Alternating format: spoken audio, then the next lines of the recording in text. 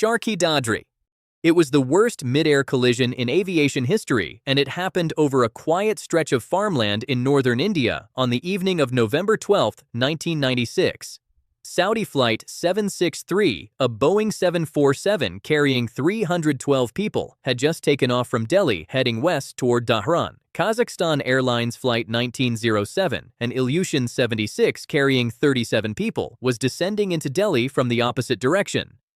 Both aircraft were on the same airway. Both were under the control of the same air traffic controller. The controller had assigned them different altitudes specifically to keep them apart. Saudi airplane at 14,000 feet, the Kazakh aircraft at 15,000. What the controller did not know was that the Kazakh crew, flying through dense clouds and turbulence, had drifted 1,000 feet below their assigned altitude. They were flying directly into the same airspace as the Saudi 747. Neither aircraft had the modern collision avoidance technology that would later become mandatory. Neither crew could see the other through the cloud. The two aircraft met at a closing speed of over 1,100 kilometers per hour. The collision was almost instantaneous. The 747's tail was sliced through by the Kazakh aircraft's left wing. Both planes broke apart in mid-air and fell to the ground in burning pieces over the village of Charkhi Dadri. Witnesses on the ground described seeing fire falling out of the cloud. All 349 people on both aircraft were lost. Not a single survivor. The crash forced India and most of the world to introduce mandatory collision avoidance systems on all commercial aircraft within 5 years. Every plane flying today carries a piece of technology that exists because of this single evening over a farmer's field. Aeroperu Flight 603. Just after midnight on October 2, 1996, Aeroperu Flight 603 took off from Lima, bound for Santiago, a routine flight on a calm, clear night. Within seconds of leaving the runway, the cockpit knew something was wrong. The instruments were lying. The airspeed indicator was reading low, then high, then nothing at all. The altimeter was telling the pilots they were still on the ground when they were already thousands of feet in the air. Warnings began going off all at once. Stall, overspeed, and terrain. Each one contradicted the next. None of them made sense. What the crew did not know was that the cause was sitting on top of their aircraft. During a routine wash and polish in Lima, a maintenance worker had covered the static ports, small pressure sensors on the outside of the fuselage that feed altitude and airspeed information to every instrument in the cockpit, with strips of duct tape, standard practice during cleaning to keep water out. After the wash was finished, the tape was never removed. The pilots, flying over the Pacific in total darkness with no visible horizon and no reliable instruments, had no way to know whether they were climbing, descending, or about to hit the water. For nearly half an hour, they worked the problem with air traffic control, who themselves could only see the same incorrect data on radar. Eventually, the aircraft struck the surface of the ocean at high speed. All 70 people on board were lost. Aeroperu 603 changed the way aviation handles ground maintenance forever. Today, every static port and pitot tube cover is bright red, with a long fluorescent flag hanging from it. One strip of tape, left in place by mistake, took an aircraft to the bottom of the ocean. Helios 522. The Greek Air Force pilots could not believe what they were seeing. It was the morning of August 14, 2005. Two F-16 fighter jets had been scrambled to intercept a passenger aircraft that had entered Greek airspace and stopped responding to air traffic control. When they pulled alongside, what they found was a ghost. Helios Airways Flight 522, a Boeing 737 with 121 people on board, was flying on autopilot at 34,000 feet with nobody answering the radio. Through the cockpit windows, both pilots could be seen slumped over and unconscious in their seats. Oxygen masks were dangling from the cabin ceiling behind them. The aircraft had taken off from Cyprus 2 hours earlier, bound for Athens. Before departure, a maintenance check had left the cabin pressurization system set to manual instead of automatic. Nobody caught it. As the 737 climbed, the cabin pressure slowly dropped. The crew, unaware, began suffering from hypoxia long before they recognized what was happening. By the time the oxygen masks deployed automatically, the pilots were already too impaired to respond correctly. They lost consciousness with the autopilot still flying. For more than 2 hours, the aircraft circled over Athens on autopilot, with everyone on board unconscious. The fighter jets followed it silently, with no way to bring it down without consequences far worse. Eventually, one engine flamed out as the fuel ran low. A flight attendant who had managed to find a portable oxygen bottle entered the cockpit and attempted to take control. He had basic flight training but no certification on a 737. Moments later, the second engine quit. The aircraft began descending and struck a mountainside north of Athens. All 121 people on board were lost. Saudia Flight 163. Saudia Flight 163 took off from Riyadh on the evening of August 19, 1980, bound for Jeddah with 301 people on board. 7 minutes into the flight, a fire warning light came on in the cockpit. Something was burning in the cargo hold beneath the cabin. The captain decided to turn around. The aircraft, a Lockheed L-1011, landed back in Riyadh smoothly. Everyone was alive. The fire was still burning below them, but the aircraft was on the ground. Emergency vehicles were racing toward it. Every chance to survive was now in place. And then nothing happened. The aircraft taxied off the runway and took 3 full minutes to come to a stop. The engines kept running for another 3 minutes after that. The doors stayed shut. The slides never deployed. The crew never gave the order to evacuate. Inside the cabin, the passengers sat in their seats while smoke began to rise from the floor. Outside, rescue teams were already there. Trucks ready, crews ready. Doors waiting to be opened from the inside. Minute after minute passed. Nothing moved. It took 23 minutes after the aircraft came to a stop before firefighters forced a door open from the outside. By then, it was over. Every single person on board had been overcome by smoke.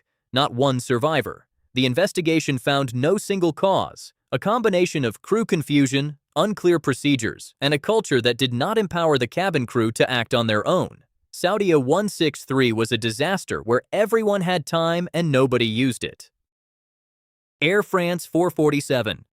For 5 days after Air France 447 vanished over the middle of the Atlantic, nobody knew what had happened to it. For 2 years after that, the main wreckage remained at the bottom of the ocean, nearly 4 kilometers below the surface, and only after the flight data recorders were recovered from that depth did the world finally learn what had taken place inside the cockpit during the final minutes. The aircraft was an Airbus A330. The date was May 31, 2009. The flight carried 228 people from Rio de Janeiro to Paris on a route Air France operated daily. 3 hours into the cruise, it flew into a band of severe storms in a stretch of ocean with no radar coverage. The cold and turbulence caused the pitot tubes, small sensors that measure airspeed, to ice over briefly. The autopilot disconnected and handed control back to the pilots without warning. What followed became one of the most studied sequences in aviation. The junior pilot at the controls pulled the nose up rather than holding it level. The A330 climbed, lost speed, and entered an aerodynamic stall at 38,000 feet. From that moment, the aircraft began falling toward the ocean, while the crew, confused by contradictory warnings and unable to agree on what was happening, never recovered control. The descent lasted 3 minutes and 30 seconds. The cockpit voice recorder captured every second of it. Nobody on board survived the impact. Air France 447 led to changes in pitot tube design, in how pilots are trained to handle high-altitude stalls, and in how automated systems hand control back to humans during emergencies. But the haunting part is the recording itself. 3 pilots, the most modern airliner of its time, fell out of the night sky for 3.5 minutes while none of them quite understood why. Alaska Airlines Flight 261. The jack screw is a single piece of metal about the size of a man's forearm. It controls the horizontal stabilizer on the tail of an MD-83, the surface that keeps the aircraft pointed at the horizon. On Alaska Airlines Flight 261, it had not been properly lubricated in years. On January 31, 2000, Flight 261 took off from Puerto Vallarta bound for San Francisco with 88 people on board. About 2 hours into the cruise, the worn jack screw began to fail. Then it failed completely. The horizontal stabilizer jammed in a nose-down position, and the aircraft pitched forward toward the Pacific. The pilots fought it back to level flight using engine thrust and elevator inputs alone, then decided to divert to Los Angeles. What followed was 11 minutes of two pilots flying an aircraft that no longer wanted to fly. The cockpit voice recording from those final minutes is one of the most studied in aviation. Captain Ted Thompson and First Officer Bill Tansky never raised their voices. They worked the problem methodically, talked to dispatch, ran through emergency procedures, and discussed the failure in calm professional language while the aircraft trembled beneath them. The jack screw gave out entirely at 17,000 feet over the Pacific Ocean. The horizontal stabilizer broke free. The aircraft pitched into an inverted dive that could not be recovered. All 88 people on board were lost. The investigation traced the failure to Alaska Airlines maintenance procedures. Lubrication intervals on the jack screw had been extended repeatedly to save money and reduce downtime. A component that should have been serviced every 350 flight hours had not been touched in thousands. The disturbing part of Alaska 261 is the recording. Two pilots, completely calm, doing everything right, watching the aircraft fail around them. Pacific Southwest, Flight 1771. Every other story in this video was caused by a machine failing, by a sensor lying, by a system nobody had thought to design around. Pacific Southwest Flight 1771 was caused by a person. On December 7, 1987, a BAE 146 took off from Los Angeles bound for San Francisco with 43 people on board. Among them was a former employee of the airline named David Burke, who had been fired the previous month. Burke had used his old company credentials, which had never been collected after his dismissal, to bypass security screening at the airport. He boarded the aircraft carrying a handgun. Sitting just ahead of him in the cabin was his former supervisor, the man who had fired him. Burke had bought a one-way ticket on the same flight specifically to find him. About 20 minutes into the cruise, Burke walked to the rear lavatory and wrote a brief note on an air sickness bag. He returned to his seat. He stood up. He shot his former supervisor. Then he walked to the cockpit and shot both pilots. The cockpit voice recorder captured the entire sequence. The sound of the door opening, the shots, the captain's final words requesting help from the cabin crew. The aircraft entered a steep dive at over 700 miles per hour and broke apart in the air before striking a hillside in central California. There were no survivors. What Pacific Southwest 1771 exposed was the gap nobody had closed. Former airline employees could bypass security using credentials nobody had revoked. Within months, U.S. regulations required immediate collection of all employee identification upon termination and mandatory re-screening of former employees on board. MH17.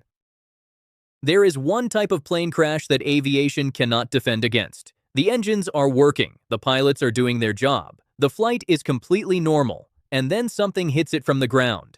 On July 17, 2014, Malaysia Airlines Flight 17 was cruising at 33,000 feet over eastern Ukraine on a scheduled flight from Amsterdam to Kuala Lumpur. A Boeing 777 with 298 people on board. Most of them are Dutch. Many of them have families on summer holiday. Below the aircraft, on a stretch of contested farmland near the Russian border, an active conflict between Ukrainian forces and pro-Russian separatist fighters had been going on for months.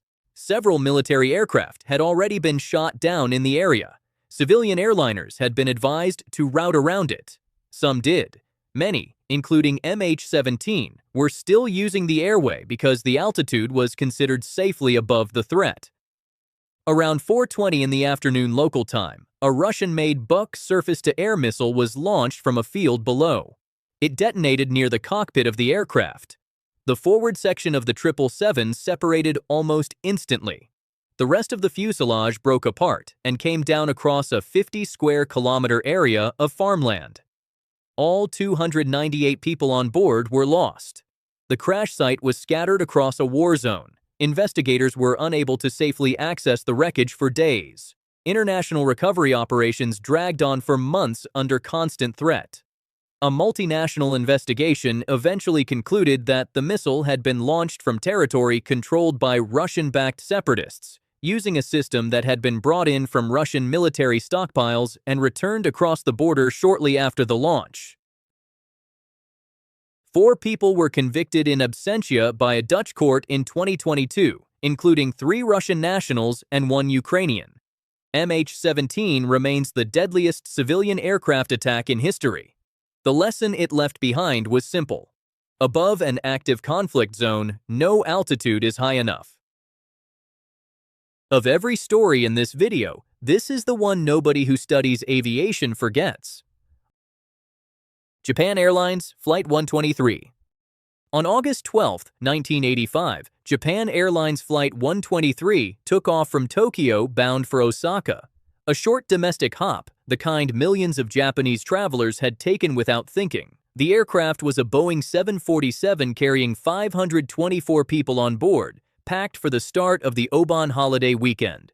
12 minutes after takeoff, somewhere over the mountains north of Tokyo, the rear pressure bulkhead at the back of the aircraft tore open. The cabin depressurized explosively. The blast of escaping air blew the entire vertical stabilizer off the tail and severed every one of the 4 hydraulic lines that controlled the aircraft. The 747 instantly lost rudder, elevator, and aileron control. All of it gone. What followed was 32 minutes. Captain Masami Takahama and his crew fought to keep the aircraft airborne, using only differential engine thrust, varying the power between the 4 engines to nudge the nose left, right, up, or down. They had no formal training for this. No checklist existed.